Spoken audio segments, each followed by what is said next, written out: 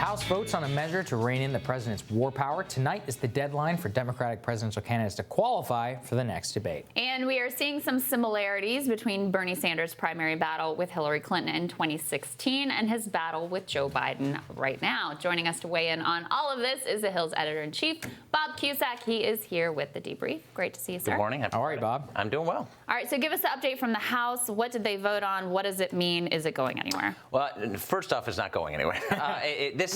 This is designed to rein in the presidential power. You know, the Congress is supposed to be an equal branch of government.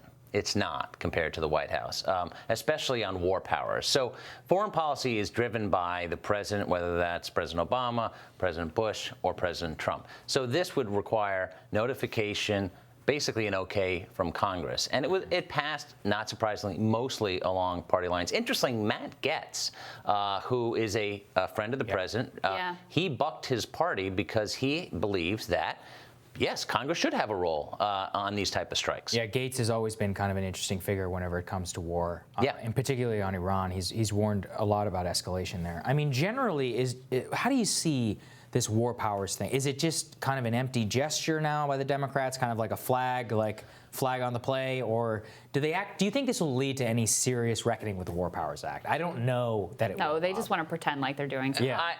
And it's interesting that Nancy Pelosi has not yet sent over the articles of impeachment.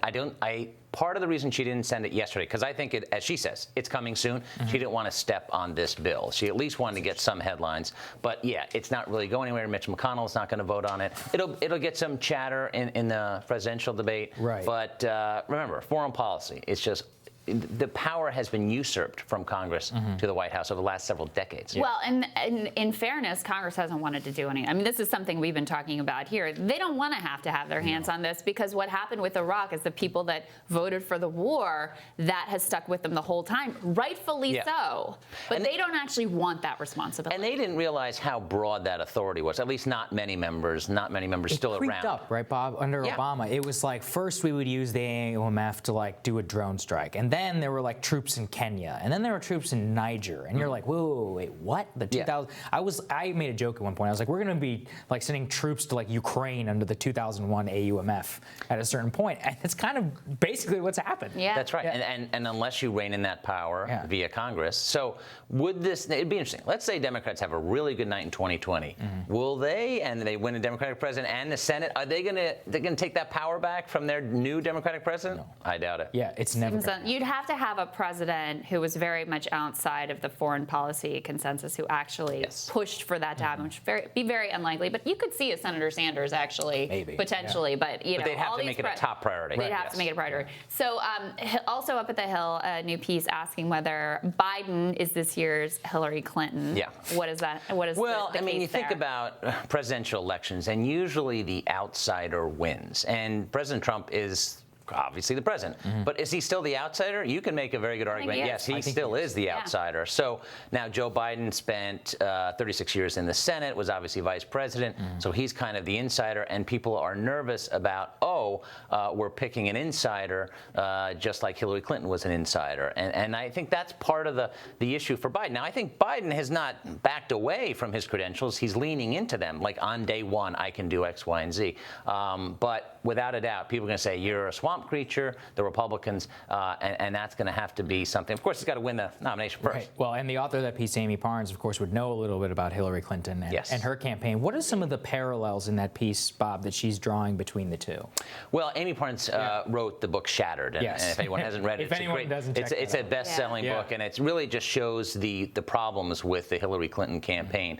There's concern that it's a safe pick, and safe picks just don't usually work. And we thought, most people thought, the safe pick was going to work for Hillary Clinton, and it clearly did not. And remember, the Trump campaign on election night did not think they were going to win as well. So they think, and that's the Bernie Sanders. And I think it's very interesting that Bernie Sanders is now going right after Joe Biden's main argument, electability. He's saying, oh, he doesn't have enough energy. That's very interesting. And it's the first time, I think it's a pivotal point this month where Bernie Sanders said, don't buy that. He doesn't have the energy. I've got the energy. Crowd size, which is really more of a Trump thing. Yeah. But it's true. More people show up for, well, and yeah, we've seen reports recently that Elizabeth Warren, who's had some struggles, her crowd size have gone down. Have dwindled. Yeah. Well, and you look at the number of donations to the Sanders camp versus the Biden camp, et cetera. Where is this angst coming from? Like, what corners of it? Is it Obama world? Is it Clinton? Well, like, who is nervous? Well, if you talk to Democrats now, most of them, as you know, Crystal, a lot of them are just nervous. They're just nervous. You know, that I saw a cartoon the other day, said 2020 resolutions for Democrats said beat Trump, beat Trump, beat Trump, beat Trump, and I need more paper. So they're just so obsessed with beating Trump, and they're concerned about Biden because he is 77 years old. He had a very strong debate in the last one. That was his first strong debate. The first one. And Hillary Clinton did well in the debates, I thought, against President Trump, but they weren't a decider. It really didn't decide, unlike the last one. So I think there are factions, whether you're liberal, and I talked to members, I talked to a member this morning, and basically there's a lot of angst out there that it's not going to dissipate until they win. Yeah, it does, and ideas do matter. I remember watching the dials when, even in Trump, I don't think Trump did very well in those debates, but anytime you talk about trade or TPP, I mean, the dials on the bipartisan stuff would just shoot up. And I remember thinking, I was like, that's interesting. And to be fair, in the Republican debates, he did very well. I mean, he's a very good campaigner, but Hillary Clinton did do well, but I think in that situation, when you have, I'm the outsider, you're the insider, and that's where I think Biden may have to come up with a new message of how he's going to do things differently than President Obama. Right, and so then we also have these new debate qualifications. Kind of stunned everybody to see Tom Steyer. Tom Steyer.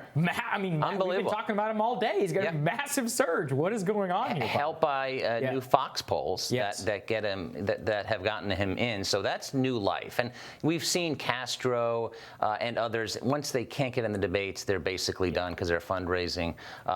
Yang is right on the precipice. He's done well, I think, in the debates before. Just getting into the debates is tough. The interesting thing about the debates here is this. I think Mike Bloomberg, he can't get in because he's not taking any money. There's no donors. But let's say he continues his rise in the poll. Let's say he gets his 10%, 12%. Well, then they lean on the DNC to say, I should be in those debates. I think for any chance, and I don't think his chance is great, but he's got a chance. I think Bloomberg's got to get in the debates at some point. See, I want him on the debate stage. I mean, clearly, because he is a factor in this race. I don't believe he'll be the nominee. He's the candidate who's seizing on this nervousness of Democrats, where the establishment thinks Bernie's a disaster. That's their view, and they're nervous about Biden because he's not proven to be the strongest candidate in the past. He is the insider, same old, same old. It's very lackluster, lacking enthusiasm. That's kind of Bloomberg's case. And with the amount of money, the size of the staff out there, he will be a factor, and he should be held accountable on the stage, have to take questions from the moderators, have to respond to his fellow candidates who also want him up there. I want to see that because I think it matters that he be there having to take the same shots that everybody else is. And I would imagine that that's part of their strategy. They haven't said so, but let's keep going. He's got some momentum. He's moving up in the polls, Bloomberg. And exactly, he said he was not going to run, and then he saw Biden slip a little bit, and then now he's in the race. And I think they're going to make the case, and it's going to be interesting if DNC holds its ground. If he gets to double digits, say, well, why am I not in the They got to let him. Right. They're going to. I mean, it's not right to keep him off the stage. It's if you're getting 1 in 10 votes, not fair to the other candidates. It's not fair to the voters. It's not fair to anyone. The other candidates, though, are not going to like that. No, I think you're wrong about that. I think Biden wouldn't like it, but I think Bernie and Sanders and Warren would. Yeah. They are dying to be able to take shots at him and have the contrast with the billionaires buying the election. So they could all gang up on Biden. Who knows? Bloomberg and Biden would certainly go. That would be a fun one too. That's true too. Yes. All right, Bob. Thank you. Thanks, Bob. All right, we're going to have more for you right after this.